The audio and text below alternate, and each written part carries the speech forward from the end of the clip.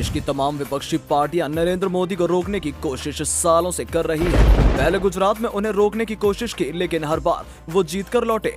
अब दिल्ली में कांग्रेस, सपा, टीएमसी समेत तमाम विपक्षी पार्टियां साल 2014 से ही मोदी को रोकने के लिए पूरी ताकत झोंक रही हैं। अब उस पुरानी सोच को छोड़कर, उसे पीछे रखकर हम एक नए तरीके से आगे बढ़ रहे हैं।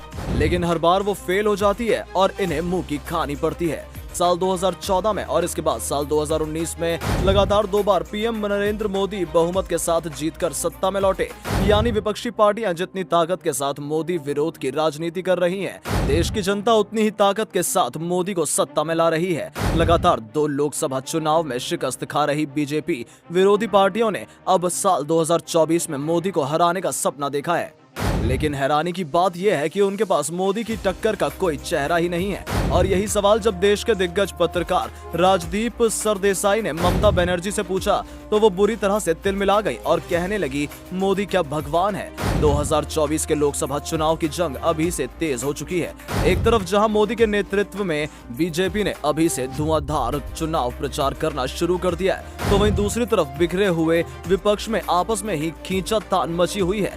ना तो उनके पास कोई बड़ा चेहरा है, ना तो कोई उनके पास ऐसा नेता है जो सभी विपक्षी पार्टियों को एक साथ लेकर चल सके, और ना ही कोई ऐसा करिश्माई नेता है जिसकी बात पूरा देश सुने। विपक्ष की इसी कमी को और ध्यान दिलाते हुए जब राजदीप सरदेसाई ने टीएमसी अध्यक्ष ममता बनर्जी से पूछा, बीजेपी के पास 2024 में मोदी है, विपक्षी के पास कौन सा चेहरा है। इतना पूछते ही ममता बनर्जी का पारा हाई हो गया और उन्होंने तुरंत पलटवार करते हुए राजदीप सरदेसाई से ही पूछ लिया, क्या वो भगवान है। इस पर राजदीप सरदेसाई ने भी कह दिया, हो सकता है उनके समर्थक उन्हें भगवान मानते हो। इस पर ममता बनर्जी ने जवाब दिया, आप किसी एक का नाम क्यों ले रहे हैं, वो देश के प्रधानमंत्री हैं, ठीक है, हम उनका सम्मान करते हैं, हमें इस पर कोई आपत्ति नहीं है, लेकिन आप उनके बारे में ऐसे चर्चा कर रहे हैं जैसे वो सुपर ह्यूमन हो।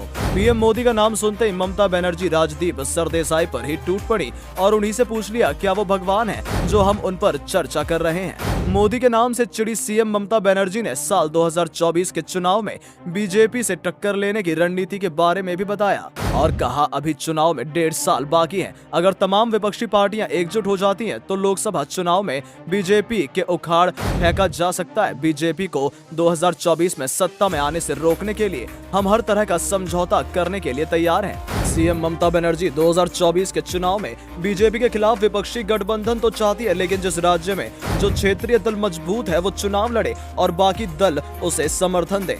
यानी कि यूपी में अगर सपा मजबूत है तो सपा लड़े और बीएसपी उसे समर्थन दे। बंगाल में टीएमसी मजबूत है तो कांग्रेस और अन्य पार्टी उसे समर्थन दे। लेकिन ममता बनर्जी के इस राजनीतिक मॉडल से कांग्रेस सहमत नजर नहीं आ रही, क्योंकि ममता के इस मॉडल से पार्टी को अगर सबसे ज्यादा नुकसान होता है तो वो कांग्रेस ही है, जो कई राज्यों में दूसरे या तीसरे नंबर की पार्टी बन गई है। अब आपको क्या लगता है, क्या 2024 मोदी ही वापस आ रहे हैं या कोई और? हमें लिखकर जरूर बताएं। साथ ही साथ इस वीडियो को शेयर जरूर करें। धन्यवाद।